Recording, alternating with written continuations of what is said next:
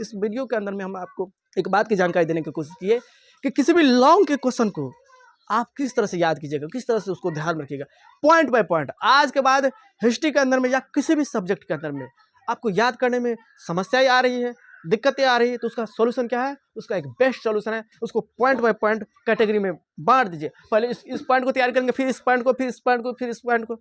Lump sum में कितना आपको 10 पॉइंट के अंदर में आप लपेट दीजिएगा, कितना ही बड़ा रहेगा क्यों नहीं, 10 पॉइंट होगा भी नहीं, जनरली अधिक से अधिक 10-15 पॉइंट हो जाएगा। पॉइंट बाय पॉइंट मिला के याद कीजिएगा, उसको ध्यान में रख के याद कीजिएगा, तो ये सब बोना लगेगा। ये सब कहेगा ये इतना ही बड़ा लिखाते हैं, बहुत ग्रंथ ही लिख देंगे तो ना, तो आप डिप्रेशन का शिकार नहीं होइएगा।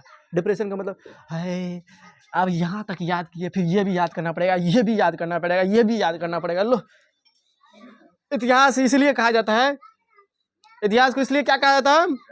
हिस्ट्री ज्योग्राफी बेवफा रात पढ़ो दिन सफा। हिस्ट्री ज्योग्राफी बेवफा, बेवफा का मतलब क्या हुआ? ये हमारे साथ वफा नहीं करता, ये हमारा नहीं है, ये हमारा नहीं होता है, कितना ही इसको क्यों ना अपना मानते हैं। बेवफा का मतलब क्या हुआ? उसके साथ कितना ही हम वफादारी क्यों नहीं किए, उसके साथ कितना ही वफा क्यों नहीं किए, उसके साथ हम कितना ही रहने का कोशिश क्यों नहीं किए, फिर भी वो हमारे साथ नहीं रहा, भाग गया। इतिहास को लोग जनरली पूरा याद करने की कोशिश करते रहता है, पूरा समझने की कोशिश करते रहता है, लेकिन कहावत में कितना बढ़िया सटीक बैठता है, जबकि वो चट्टा को समझना चाहिए, पॉइंट बाय पॉइंट बना के याद रखना चाहिए। हिस्ट्री ज्योग्राफी बेकार से हिस्ट्री को बदनाम कर दिया है, हिस्ट्री को बदनाम करके रख दिया ना। हिस्ट्री ज्योग्राफी बेवफा रात पढ़ो दिन सफा, भर रात पढ़िए, दिन में आपको यादें भूल जाइएगा। ये कोई बात हुआ? सब्जेक्ट को बदनाम करके रख दिया है, जबकि ये सब्जेक्ट काफ़ी आसान है, अच्छा समझने में लगता है। आज का ये हिस्ट्री का क्लास आपके आने वाले बोर्ड एग्जाम की दृष्टि से काफ़ी महत्वपूर्ण होगा, तो इसलिए आप लोग इस वीडियो को ध्यान से देखिएगा। इस वीडियो के अंदर में हम लोग एक बेहतरीन तरीका से चर्चा करेंगे। देखिए, यहाँ से क्वेश्चन जो पूछा जाता है, कार्ल मार्क्स की जीवनी एवं सिद्धांतों का वर्णन करें। इस प्रश्न को इस वीडियो के अंदर में हम लोग एक बेहतरीन तरीका से जानने का प्रयास करेंगे। तो चलिए दोस्तों, इस प्रश्न को एक बेहतरीन तरीका से समझने का प्रयास करते हैं। वीडियो को शुरुआत करने से पहले इस टॉपिक से, यानी कि यहाँ पे जो है कार्ल मार्क्स की जीवनी एवं सिद्धांतों का वर्णन करें, यानी कि ये जो क्वेश्चन आप देख रहे हो, यहाँ से ऑब्जेक्टिव रूप में कौन कौन से क्वेश्चन पूछा जा सकता है कि मात्र ये एक क्वेश्चन का तैयारी कीजिए, यहाँ से 2-4 क्वेश्चन हमेशा आपके बोर्ड एग्जाम में देखने को मिलता है, उसको सबसे पहले जान लीजिए। फिर इसके बाद कार्ल मार्क्स की जीवनी एवं उन्होंने क्या क्या सिद्धांत दिया था, उसको भी एक बेहतरीन तरीका से देखने का प्रयास करेंगे। पहला क्वेश्चन पूछा जाता है, कार्ल मार्क्स का जन्म कहाँ हुआ था? तो कार्ल मार्क्स का जन्म हुआ था, कहाँ हुआ था, सो पूछा है, तो जर्मनी के अंदर हुआ था। कब हुआ था? तो 5 मई 1818 ईस्वी में। सबसे पहले उसको ध्यान में रखिए। टॉपिक पढ़ रहे हैं, टॉपिक से सब्जेक्टिव के रूप में कौन से क्वेश्चन आ सकती है, इसके साथ ही साथ अरे भाई जो चीज़ को पढ़ रहे हैं वहाँ से क्वेश्चन किस किस तरह से कैसे कैसे पूछा जा सकता है, सबसे पहले वहाँ पे हम लोग का फोकस होना चाहिए। तो पहला ऑब्जेक्टिव के रूप में क्वेश्चन क्या क्वेश्चन पूछ सकता है, कार्ल मार्क्स की जन्म कब हुई थी? तो कब हुई थी? तो देंगे जवाब 5 मई 1818 ईस्वी में। कहाँ हुई थी? तो जर्मनी के अंदर में। किस प्रांत के अंदर में हुई थी? तो देखिए यहाँ पे राइन प्रांत के ट्रियर नगर में। राइन जर्मनी के एक प्रांत का मतलब एक राज्य, एक कस्बा, एक स्थान। देखिए जर्मनी में राइन प्रांत के ट्रियर नगर में एक यहूदी परिवार में होता है। और ये भी क्वेश्चन पूछ सकता है, कार्ल मार्क्स जो था वो किस धर्म से संबंधित था? तो यहूदी धर्म से संबंधित था। इतना बात ध्यान रख लिए। इसके बाद कार्ल मार्क्स ने कौन सी पुस्तक लिखा? तो दास कैपिटल नामक पुस्तक की रचना की थी, जिसे हम लोग क्या कहते हैं, साम्यवादियों का बाइबल। यहाँ पे देखिए लिखे हुए हैं, देखिए यहाँ पे लिखे हैं, मार्क्स ने 1867 ईस्वी में दास कैपिटल नामक पुस्तक की रचना की, जिसे हम लोग क्या कहते हैं, साम्यवादियों का बाइबल। देखिए कार्ल मार्क्स ने जो दास कैपिटल नामक पुस्तक की रचना की थी, उसकी रचना कब की थी? 1867 ईस्वी में। ये भी ईस्वी पूछ सकता है, इंपॉर्टेंट डेट सब है, क्योंकि इन्होंने रूस के अंदर में, क्योंकि इन्होंने जर्मनी के अंदर में बहुत ही बेहतरीन काम किया, एक अच्छा काम किया, इसलिए ना अच्छा काम किया। समाज के अंदर में, पूरा दुनिया के अंदर में दो को व्यक्ति को तो चर्चा ही होता है, जो एक तो बहुत जो अच्छा काम किया, एक जिन्होंने बहुत बुरा काम किया। जैसे हिटलर के बारे में, हिटलर ने अपने देश के लिए तो अच्छा काम किया, लेकिन उसका प्रभाव बहुत ही नकारात्मक रहा, क्योंकि हिटलर ने अपने देश के लिए तो एक दृष्टि से अच्छा काम किया, वो जो उसके माइंड में जो कंसेप्ट था, यहूदी हमारे देश के लिए अच्छा नहीं सोचेगा, यहूदी हमारे लिए, हम लोग के लिए नहीं है अनुकूल, ये उसका सोचना गलत साबित हो गया ना। यहूदियों को कितना, लगभग जो है 50 से 60 लाख यहूदियों को गैस लाइन में गंदी गैस के साथ ऐसे मतलब कि जहरीली गैस दे करके उसको मार दिया, पाइपलाइन में घुसा के मार दिया। कितना क्रूर था, इसलिए उसको इतिहास गलत दृष्टि से देखता है। बात को समझिए, हम आपको आसानी से समझाने की कोशिश कर रहे हैं। यहाँ से देखिए कौन कौन से क्वेश्चन पूछा जा सकता है, बार बार हम आपको समझाने की कोशिश कर रहे हैं। अरे वहाँ पे एक आदमी जाइए तो शांत करो, इतने को हला करे। चलिए यहाँ से पहला क्वेश्चन क्या पूछा जाएगा बाबू, कार्ल मार्क्स का जन्म कब हुआ था, कहाँ हुआ था, उन्होंने अपने बचपन के मित्र से शादी किया था, उसका नाम क्या था, और इसके साथ ही साथ उन्होंने कौन कौन सी पुस्तक लिखा हुआ था। तो कौन कौन से पुस्तक यहाँ पे देखने को मिल रहा है, एक दास कैपिटल नामक पुस्तक जिसकी रचना 1867 ईस्वी में किया था। इसके बाद क्या याद करेंगे बाबू, उसका गहरा मित्रता किसके साथ रही, तो एंगल्स के साथ। वो किसके विचारों से प्रभावित था, तो हीगल के विचारों से प्रभावित था। यहाँ देखिए हीगल के विचारों से प्रभावित था। 1843 में अपने बचपन के मित्र से ही शादी कर लिया, उसका नाम क्या था, जैनी था। राजनीतिक उन्होंने क्या किया, राजनीतिक एवं सामाजिक इतिहास पर मॉन्टेस्क्यू तथा रूसो के, उन्होंने राजनीतिक एवं सामाजिक इतिहास पर मॉन्टेस्क्यू तथा रूसो के विचारों का गहन अध्ययन किया। और उसके बाद फ्रेडरिक एंगल्स के साथ मिलकर के क्या किया, साम्यवादी घोषणा पत्र प्रकाशित किया, जिसे आधुनिक समाजवाद का जनक कहा जाता है। आधुनिक समाजवाद का जनक किसे कहा जाता है, दास कैपिटल नामक पुस्तक के रचयिता किसे कहा जाता है, ये सारे कहा जाता है किसको, तो ये कहा जाता है कार्ल मार्क्स को। अब आइए कार्ल मार्क्स की जीवनी को एक बेहतरीन तरीके से समझने का प्रयास करते हैं। फिर इसके बाद समझने का प्रयास करेंगे उन्होंने क्या क्या सिद्धांत दिया था, किसी भी इंसान का जीवनी का मतलब क्या हुआ, का जन्म कब हुआ और कब तक रहा, कब हुआ था जन्म और वो कब तक रहा, और जितना दिन जिया, जन्म से लेकर जितना दिन तक जिया, अपने समय के काल में, अपने समय में उन्होंने देश के लिए कौन कौन से कार्य किए, कौन कौन से अच्छा काम किए या बुरा काम किए। यानी कि किसी भी इंसान के बारे में उसका जीवनी को पढ़ रहे हैं तो उसका मतलब कहीं ना कहीं उन्होंने कब जन्म लिया और कब तक रहा, इसके दौरान उन्होंने, उसके बीच में उन्होंने कौन कौन से कार्य किए, उसी के बारे में पढ़ा जाता है, उसी को कहते हैं जीवनी। अपना उसका जीवन, उसका व्यक्तित्व किस रूप में बिताया, उन्होंने क्या क्या काम किया, कैसे कैसे उन्होंने अपना जीवन बिताया, उसकी समझ क्या थी। जब उसको पढ़ते हो, उसके बारे में पढ़ते हैं तो वो क्या हो जाता है, किसी व्यक्ति के बारे में पढ़ते हैं तो उसको हम लोग क्या कहते हैं, तो जीवनी कहते हैं। देखिए कार्ल मार्क्स का जन्म हुआ था 5 मई 1818 ईस्वी में, जर्मनी के एक प्रांत था, राइन प्रांत के ट्रियर नगर में, एक यहूदी परिवार में हुआ था। तो कार्ल मार्क्स कौन था, कार्ल मार्क्स यहूदी धर्म से बिलोंग करता था। कार्ल मार्क्स एक यहूदी धर्म से बिलोंग करता था, यानी कि यहूदी परिवार से आते थे। कार्ल मार्क्स एक यहूदी परिवार से आते थे, जिसका जन्म 5 मई 1818 ईस्वी में जर्मनी के राइन प्रांत के ट्रियर नगर में हुआ था। इस तरह से भी लिख सकते हैं। उसके पिता हेनरिक मार्क्स, इसके पिता का नाम क्या था, हेनरिक मार्क्स, जो एक प्रसिद्ध वकील था। पहले तो उसका जन्म, इसके बाद कौन धर्म से बिलोंग करते हैं, इसके बाद उसका पिता का नाम क्या था, फिर इसके साथ वो किसके विचार से प्रभावित था, फिर इसके बाद उन्होंने किससे शादी किया, फिर इसके बाद आगे उसकी मित्रता किसके साथ हुई, मित्रता हुई तो उसके बाद उन्होंने क्या किया मित्र के साथ। इसके साथ ही साथ उन्होंने खुद जो है कौन सी पुस्तक की रचना की। बस इतना ही बात है, इतना को ख्याल रखिए, आपको ये क्वेश्चन आसानी से समझ में आ जाएगा। इसका जन्म हुआ था यहूदी परिवार में 5 मई 1818 ईस्वी में, जर्मनी के राइन प्रांत के ट्रियर नगर में। इतना बात याद रखेंगे। इसके पिता के नाम था हेनरिक मार्क्स, जो एक प्रसिद्ध वकील थी। जब ये पिता वकील था, वकील का मतलब क्या, लॉ कानून ये सब जानता था, तो अपने बच्चे को भी ना वही बात सिखाने की कोशिश करेगा। अपने बेटे को भी विधि की शिक्षा प्राप्त करने के लिए बोन विश्वविद्यालय भेजा। यहाँ पे देखिए ना, जैसा बाप वैसा ही ना बेटा। और कई कारण बस होता क्या है, कई स्थिति में ऐसे भी देखने को मिलता है, बाप रहता है बढ़िया इंसान, इसका बेटा बन जाता है छुछुंदर। ये भी देखने को मिलता है। बाप रहता है, माँ बाप रहता है बढ़िया इंसान, माँ बाप को जॉब हुआ है, माँ बाप बढ़िया देश के लिए काम कर रहा है, उसी में निकल जाता है क्या, डकैत निकल जाता है, चोर निकल जाता है। ऐसी बात नहीं है जिसका मतलब जिसका माँ बाप बढ़िया है तो इसका मतलब बेटा का भी परवरिश उसी तरह से होगा। हमारे गांव के अंदर में आप देखिए ना, कई सारे एग्जाम्पल है, लेकिन एक एग्जाम्पल ये भी है, जैसे उसका बाप रहता है वैसे ही वो भी चाहता है कि हमारे जैसे बच्चे बने, बल्कि हमसे अच्छा बने। तो इसके पिता क्या था, तो वकील था, और इसके पिता को भी मन था कि हमारा बेटा भी एक वकील बने, विधि की शिक्षा यानी कि लॉ की पढ़ाई करे। यहाँ देखिए ना, इसके यहूदी परिवार में हुआ था। इसका जन्म कार्ल मार्क्स के पिता हेनरिक मार्क्स एक प्रसिद्ध वकील थे, जिन्होंने बाद में चलकर ईसाई धर्म को ग्रहण कर लिया। मार्क्स ने बोन विश्वविद्यालय में विधि की शिक्षा यानी कि लॉ की शिक्षा को ग्रहण किया, क्योंकि बापे था, लॉ के बारे में जानकारी था, वकील था, लॉयर था, जिसके चलते क्या हुआ, उसको भी ये इन्होंने विधि की शिक्षा प्राप्त करने के लिए बोन विश्वविद्यालय भेजा। लेकिन 1836 ईस्वी में बर्लिन विश्वविद्यालय चले गए। फिर बाद में बोन विश्वविद्यालय से निकल के कहाँ चले गए? 1836 ईस्वी में बर्लिन विश्वविद्यालय चले गए। वे हीगल के विचार से काफी प्रभावित था। किसके विचार से? हीगल के विचार से काफी प्रभावित था। 1843 ईस्वी में उसने अपने बचपन के मित्र जैनी से विवाह किया। उसने राजनीतिक एवं सामाजिक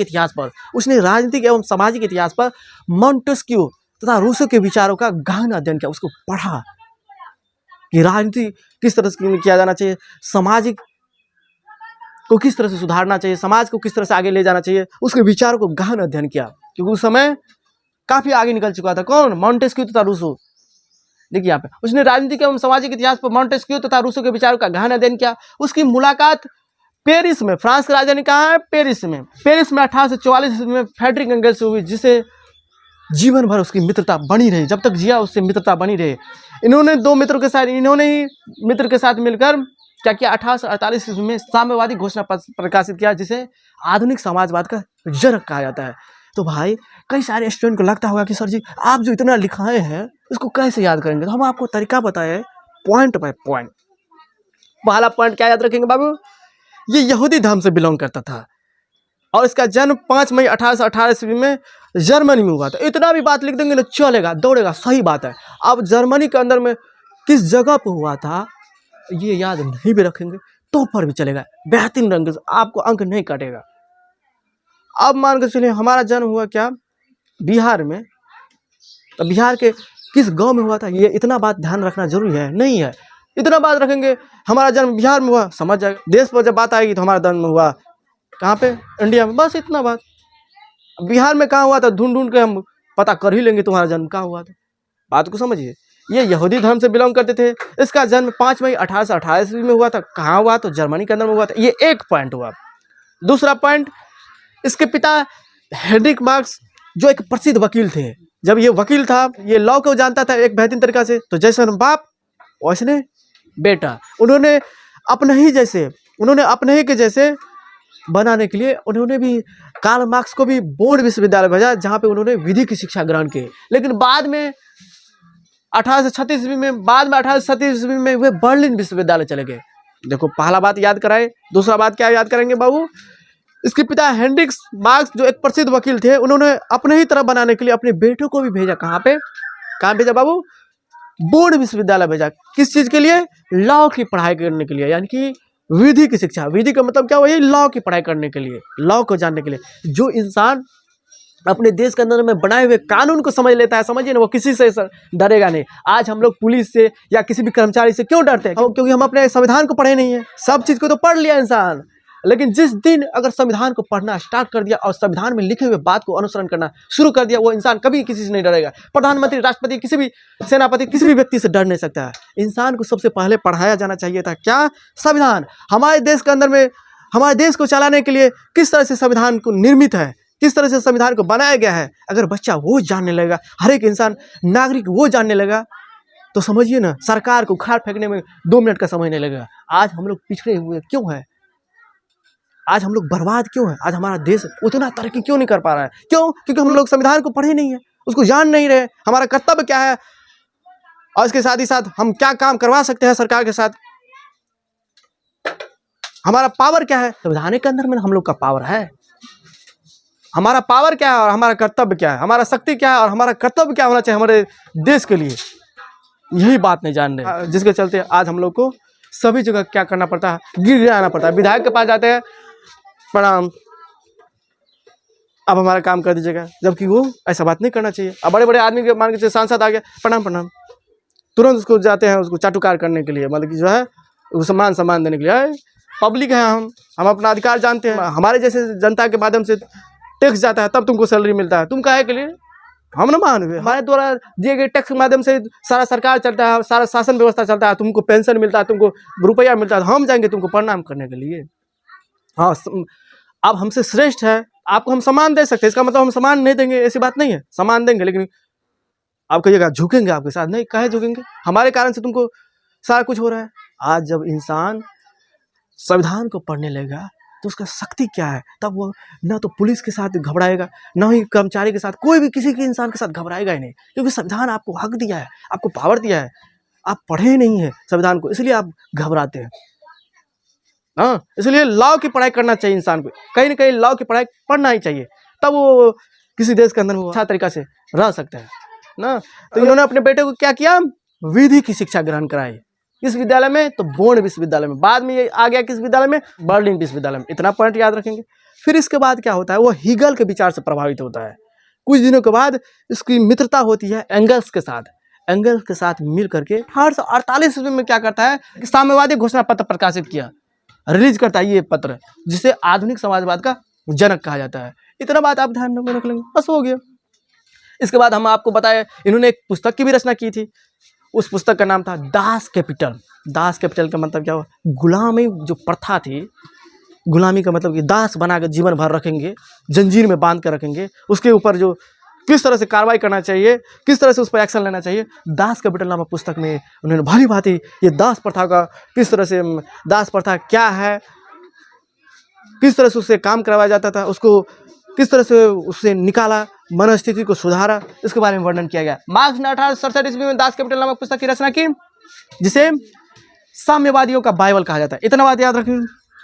मार्क्स के सिद्धांत देखिए, इन्होंने कितने सिद्धांत दिए थे, तो इन्होंने कितने सिद्धांत दिए थे, तो 5 सिद्धांत दिए थे। कई बार इन्होंने कितने सिद्धांत दिए थे, तो 5 सिद्धांत दिए थे। और यहाँ से भी क्वेश्चन, सिर्फ ये एग्जाम को छोड़िए ना, बस आप 10th का तैयारी कर लेते हो, 12th का तैयारी कर लेते हो, तो बाद बाकी आपको जीवन में कभी पढ़ना नहीं पड़ेगा।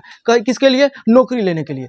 यहाँ से कई बार जो है बड़े बड़े कंपटीशन में पूछा गया है, क्या पूछा गया है, राजहीन व वर्गहीन समाज की स्थापना किसने किया था, तो ये कार्ल मार्क्स ने किया था। कई बार पूछा गया वर्गहीन और राजहीन, यहाँ देखिए, राजहीन एवं वर्गहीन समाज की स्थापना किसने किया था, तो कार्ल मार्क्स ने किया था। इतिहास की भौतिकवादी व्याख्या किसने किया था, तो कार्ल मार्क्स ने किया था। मूल्य एवं अतिरिक्त मूल्य का सिद्धांत किसने दिया था, तो कार्ल मार्क्स ने दिया था। बच्चा क्या होता है, 10th और 12th को इग्नोर करके चलता है, उसको सिर्फ चाहिए नंबर भी चाहिए, इसके साथ ही साथ ज्ञान भी चाहिए, उसको सारी बातों को ख्याल में रखेंगे। नहीं तो यही बात को पढ़ने के लिए मैट्रिक में भी आप रुपया खर्चा कीजिए, 12th में भी रुपया खर्चा कीजिए। मैट्रिक का भी समय गया, रुपया खर्चा हुआ इसका कोई मतलब नहीं है, कोई बात नहीं, रुपया खर्चा हुआ क्योंकि हमने पढ़ाई में इन्वेस्ट किए, एक अच्छी चीज़ में इन्वेस्ट किए। लेकिन जब समय जो खर्च हो जाता है तब पता चलता है। रुपया खर्च हुआ तो कोई बात नहीं है, लेकिन समय खर्च हो गया बहुत बड़का बात। रुपया कमा सकते हैं, समय कमा सकते हैं, समय ला सकते हैं, फिर हमारा जो बीत गया समय 1 सेकंड का अभी गुजरा, ये ला सकते हैं। पृथ्वी को, पूरा ब्रह्मांड को भी बेच देंगे, पृथ्वी पर उपस्थित सभी वस्तुओं को भी बेच देंगे, जो अभी 1 सेकंड आया वो उसको नहीं ला सकते हैं बच्चा। इसलिए हमारे बिहार के अंदर में, हमारे देश के अंदर में पिछड़ने का क्या कारण है, जिस समय जो चीज़ पढ़ाया जाना चाहिए बेहतरीन तरीका से, उस समय नहीं पढ़ करके 10 साल बाद पढ़ते, 5 साल बाद उस चीज़ का ग्रहण करते हैं, उस चीज़ को हम लोग पढ़ते हैं, जिसकी वजह से हम लोग इतना पीछे चले जाते हैं, उससे हम लोग को उबर पाना मुश्किल जैसे लगने लगता है, उबर नहीं पाते, उससे हम लोग उठ नहीं पाते। यही हमारी पिछड़ेपन के, यही हमारी मानसिकता के कारण से, यही हमारे एजुकेशन के कारण से आज हम लोग इतने पिछड़े हुए हैं। नहीं तो जाएंगे, अब मान के चल हम ही लोग, हम ये नहीं कह सकते हैं कि ये नहीं कहते कि हम बहुत बड़े विद्वान हैं। हम ही जैसे मान के चलिए स्टूडेंट हो गया, और आप लोग पढ़ रहे हो, अगर आपको जिस समय में पढ़ाया जाना चाहिए जो बात बेहतरीन तरीका से, अगर उसी समय में वो चीज़ को पढ़ाया देगा तो क्या होगा, मैट्रिक का बात मैट्रिक में पढ़ा देगा, 9th का बात, और सारे बात आप माइंड में रखे रहिएगा। आपका भी कर्तव्य बनता है, इधर सर पढ़ा दिए और आप बात को कंट्रोल करके नहीं रखिएगा, डेली रिवीजन नहीं कीजिएगा तो हाथ से निकल जाएगा। पढ़ाई एक ऐसा चीज़ है, कहता है कि आप 1 कदम चलिए तो हम आपको 2 कदम आगे आकर के आपको साथ देंगे, लेकिन आप 1 कदम पीछा होइए तो हम आपको 10 कदम आगे पीछा चले जाएंगे। 1 कदम मत छोड़िएगा, 1 कदम हमको छोड़िएगा तो हम आपसे 10 कदम पीछा हो जाएंगे। छोड़ो ना, बहुत ईगो है इसके पास, बहुत इतना घमंड है ना पढ़ाई को, इतना घमंड है, इतना ईगो है, ईगो पे ले लेता है। अरे तुमको 1 दिन नहीं पढ़ा, चलो आज दिखाते हैं तुमको अपना हैसियत, हम अपना रूप दिखाते हैं, हम अपना जलवा दिखाते हैं, तुमको 10 दिन पीछा करेंगे, और तुम 1 दिन पढ़ेगा तो तुमको हम चक्रवृद्धि ब्याज करके देंगे। ये जो होता है पढ़ाई, ये आपको क्या देता है, कंटिन्यूअस पढ़ाई क्या देता है, चक्रवृद्धि ब्याज देता भी बढ़िया है। अगर जो बच्चा कंटिन्यू पढ़ाई कर लिया, लगातार पढ़ाई कर लिया, थोड़ा थोड़ा करके ही, तो वो चक्रवृद्धि ब्याज जोड़ करके देगा।